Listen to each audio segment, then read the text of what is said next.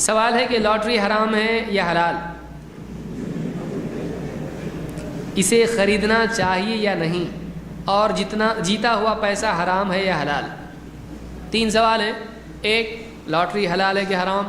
اللہ نے فرمایا کہ یسألونک عن الخمر والمیسر قل فیہما اثم کبیر ومنافع للناس واثمہما اکبر من نفعہما۔ کہا کہ لوگ آپ سے خمر اور میسر کے بارے میں پوچھتے ہیں، لوگ آپ سے شراب کے بارے میں اور جوئے کے بارے میں پوچھتے ہیں، آپ کہیے کہ ان کا گناہ بہت بڑا ہے اور تھوڑے بہت فائدے بھی لوگوں کے اس میں ہو جاتے ہیں، لیکن ان کا گناہ ان کے فائدوں سے بہت ہی زیادہ بڑھا ہوا ہے۔ تو معلوم ہوا کہ اس میں کیا ہے؟ گناہ ہے، اور جس چیز میں گناہ ہو وہ جائز ہوتا ہے، ورنہ آپ کو بولنا پڑے گا گناہ جائز ہے نا، کیا ہوتا اس سے؟ بول سکتے ہیں جو چیز گناہ ہے وہ جائز نہیں ہے۔ تو معلوم ہوا کہ لاٹری خریدنا، بیچنا، مفت میں کسی کو دینا، مفت میں دینا نہ خریدا نہ بیچا، لے جا تیرا تو کام ہو جائے گا، یہ بھی نہیں جائز ہے۔ تو لاٹری جوا جائز نہیں ہے۔ اب اگر کسی کی لاٹری لگ گئی تو اب وہ اس کو لے سکتا ہے کہ نہیں لے سکتا ہے؟ نہیں لے سکتا ہے، اس کے لیے وہ پیسہ حلال ہے۔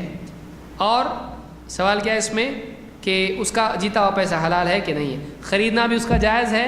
نہیں، اور اس کا جیتا ہوا پیسہ بھی آدمی کو جائز نہیں ہے۔ کسی آدمی کو پیسہ آ گیا اس کو استعمال نہیں کرنا چاہیے۔ اس سلسلے میں سود کے بارے میں علماء نے ایک بات یہ کہی، ابن تیمیہ رحمۃ اللہ علیہ مستقل رسالے میں ذکر کیا سوال کے جواب میں، کہ اگر کوئی آدمی اس کو معلوم نہیں تھا کہ سود حرام ہے یا جوا وغیرہ حرام ہے، تو اب ایسی صورت میں ایک آدمی نے پہلے کما لیا، اب بعد میں جا کے اس کو معلوم پڑا کہ یہ تو حرام ہے اسلام میں، جیسے کوئی غیر مسلم اسلام میں داخل ہوا یا کوئی مسلمان بے دینی کی زندگی گزار رہا تھا، بعد میں جا کے اس کو معلوم پڑا، تو ایسی صورت میں اس کا جو کمایا ہوا مال تھا اب کیا اس کو چھوڑ دینا یا اس کو رکھنا؟ اب کیا کرے؟ اس کے کپڑے خریدے، گھر بنایا، گاڑی لی اور سب کچھ کیا، اب تو سارا پیسہ وہی ہے جو پچھلا تھا، اب اس کا کرے کیا؟